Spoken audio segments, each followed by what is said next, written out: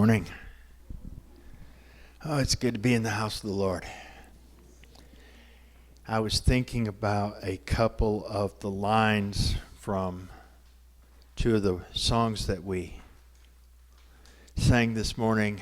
One of them reminding us of the passage from Isaiah chapter 9, verse 6, where it reminds us that Jesus will be called Wonderful Counselor.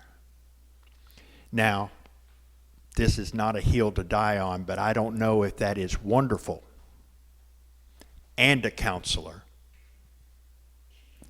or if it's wonderful counselor.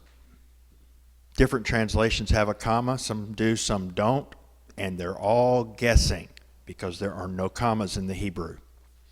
So they don't know.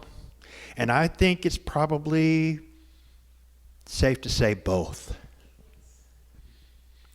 And maybe that's the way it was written that way. So you can take it either way. And it's true both ways. And the other phrase was, your way is better. Your way is better.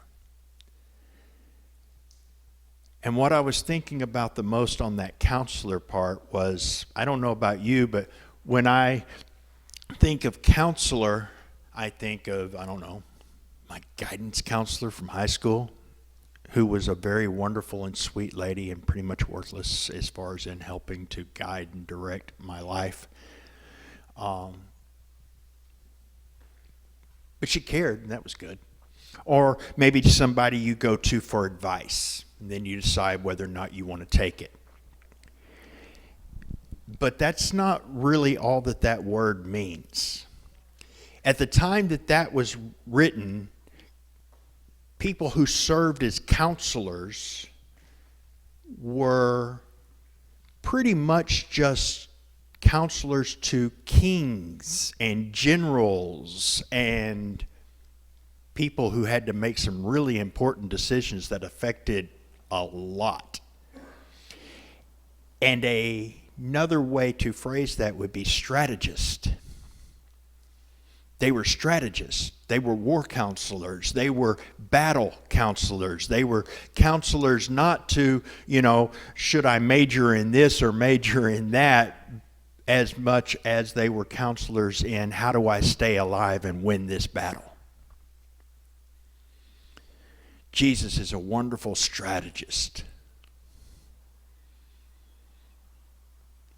The Holy Spirit is a wonderful strategist. Knows how to win the battle. If you look through, that's what's so amazing. If you're getting advice on how to attain victory, maybe get it from someone who's never lost.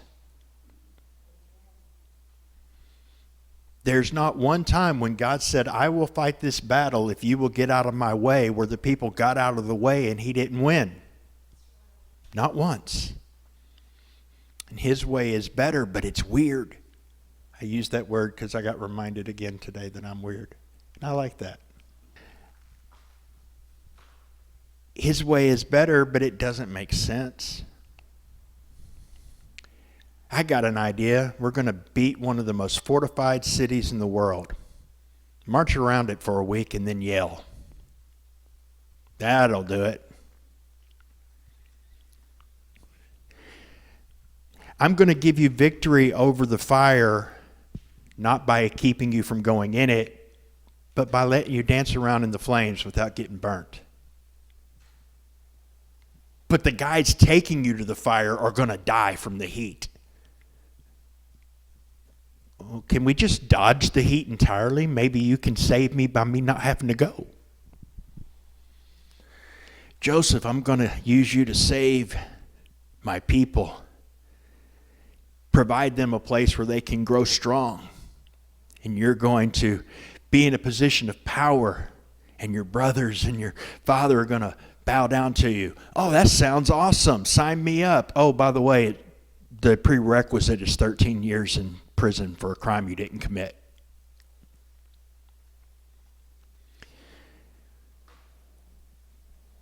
The only righteous man who ever lived.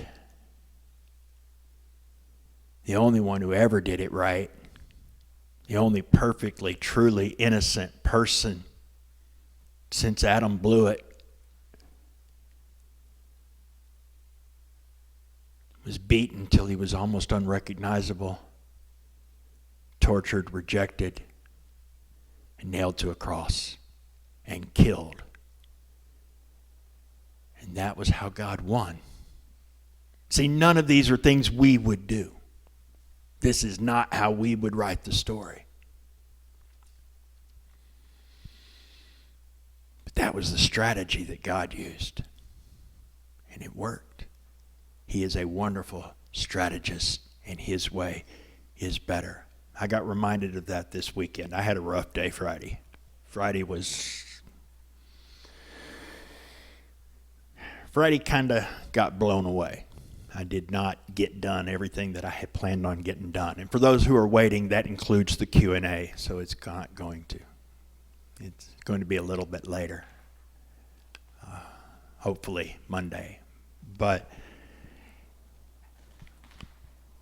some things happened that I didn't really respond real well to, and I'm thinking and trying to figure out, how am I going to navigate this? What do I need to do? What is the best strategy for me to be able to handle all of this?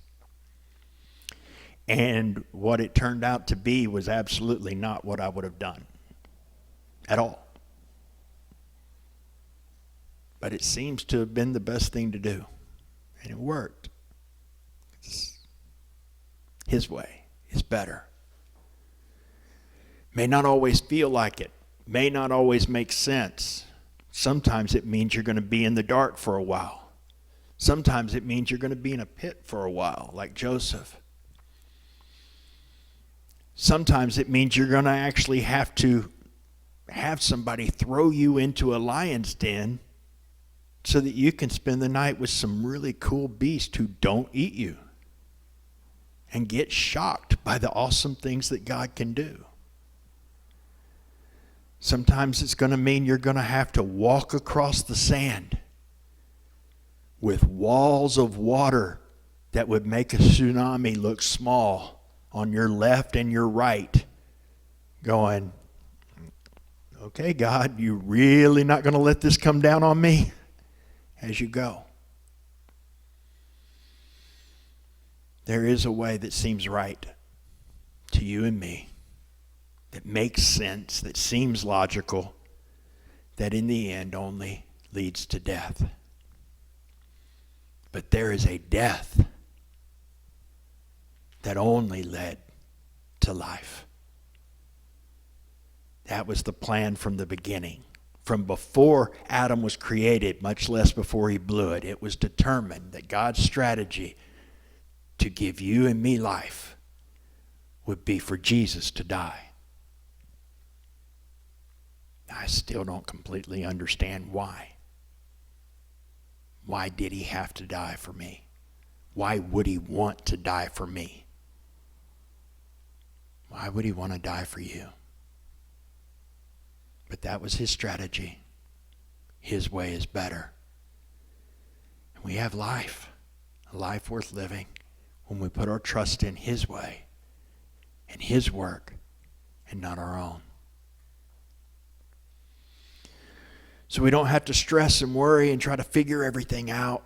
The best strategy to deal with what's going on in my crazy head. The best strategy to deal with my emotions. The best strategy to deal with this or that. Put our trust in him and his work. Listen to his guidance, because he is a wonderful counselor, a mighty God. And he's the everlasting Father who cares, and the Prince of Peace. And those are wonderful things. And he proved it by making peace between God and us through his death on the cross.